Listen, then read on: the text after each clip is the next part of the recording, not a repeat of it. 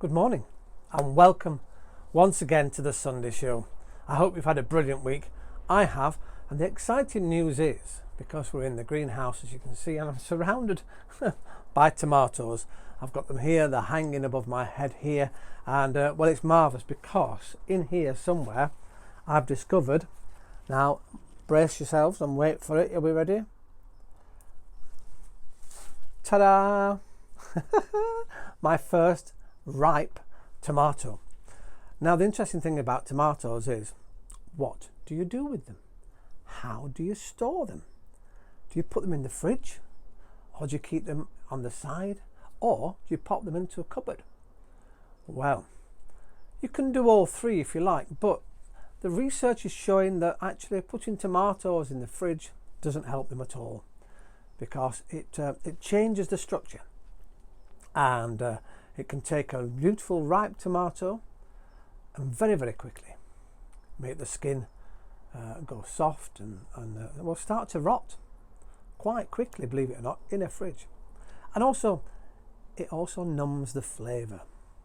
However, you can keep them on the side in a little dish. Try to keep them away from each other, because that also helps prolong their life a little bit.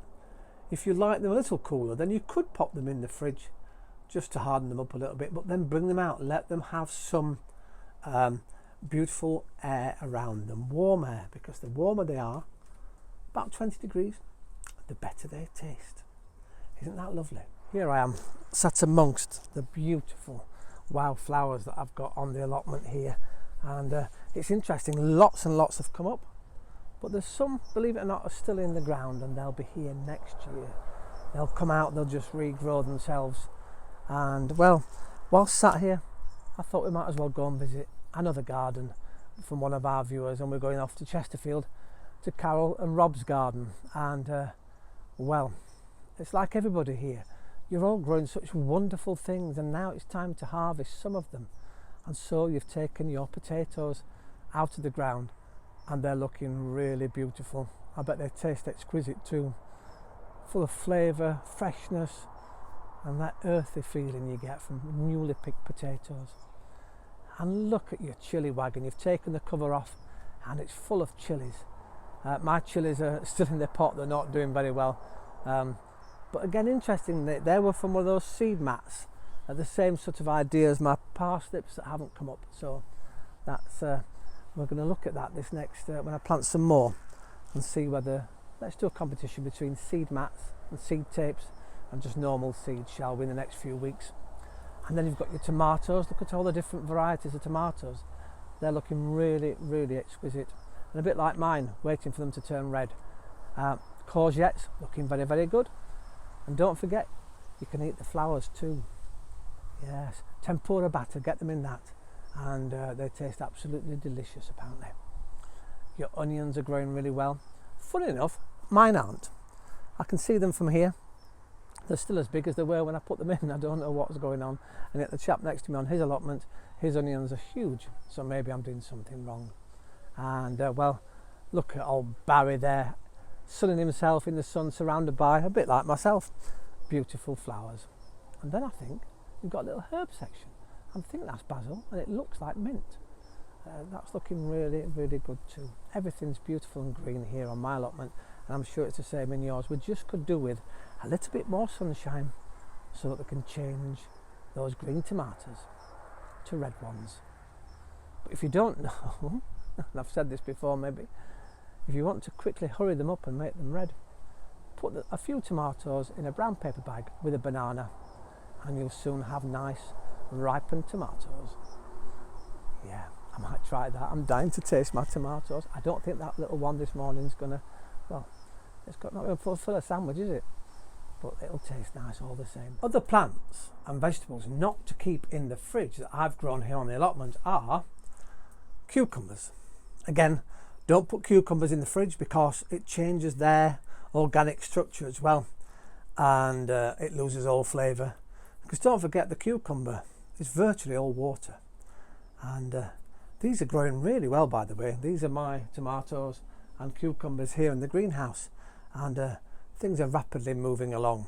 So no cucumbers in. Also, don't put potatoes in the fridge, because potatoes also, it changes their structure. It turns the starch in there into sugars, and that's not what you want. You don't want high sugar content in your potatoes. Once again, it changes all the flavour. Keep them in a cupboard in a dark bag and they'll be fine. Something else I never realised you can't keep in the fridge, and I've always wondered why this happens, is garlic. And the reason you don't keep garlic in the fridge is, of course, it's a natural thing. When you plant garlic in the autumn and the winter months, it loves the cold. It loves being cold, and that's why they grow really well over the winter period. And so when you put them in the fridge and they start to sprout, because often you pick them out and they've got green shoots coming out, and I've always wondered why, and that's why, because it loves the cold environment. Again, it reduces their flavour, so keep them on the side in a bowl when you need to use them. And yes, if you want to make sure they sprout before you put them in the ground, stick them in the fridge and they'll sprout. Isn't it marvellous?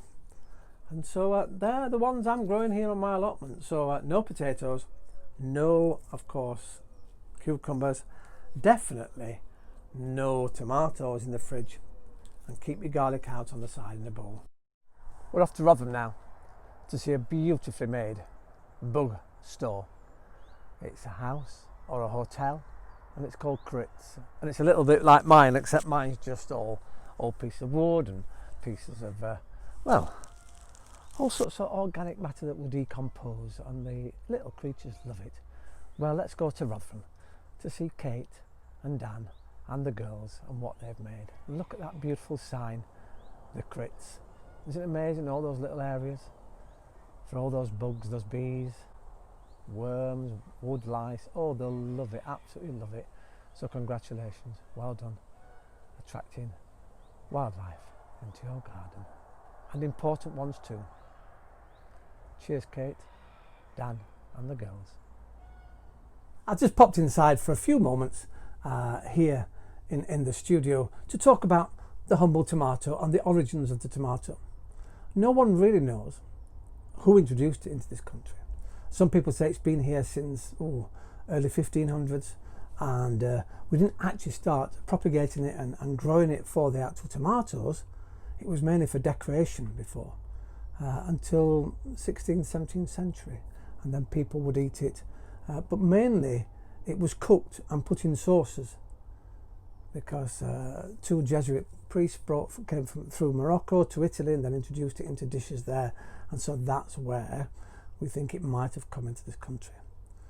But when it came earlier in the 1500s, people thought it was poisonous, and the reason they thought it was poisonous was not because they were poisonous, of course they're not, we know that, because they were being used on pewter plates, and pewter plates has really high lead content in the pewter, and the natural chemicals in this and the pewter and the lead content, they would interact, and this would seep up all the lead into the tomatoes once they were chopped, and that's why people thought these were poisonous, because they were being poisoned because of all the lead they were eating from not only tomatoes but other plants as well.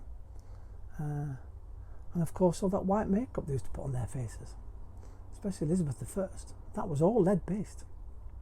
So it's lead that made these beautiful, delicious red tomatoes poisonous. Oh, what more could we ask for? Sunshine, blue skies, and the most beautiful of sunflowers. Well, I've done my final measurement. It's 81 inches high, and the head measures across 4 inches. So it's not the largest of sunflowers. Oh wow, it's doing its job. There's a little bumblebee collecting the pollen from the sunflower. Here's the pictures. And guess what? You're not too late to enter the competition. So if your sunflower's reached its final height, take a picture and send it in. If you've got a larger sunflower head than me, take a picture and send it in. You can enter the competition. It's not too late.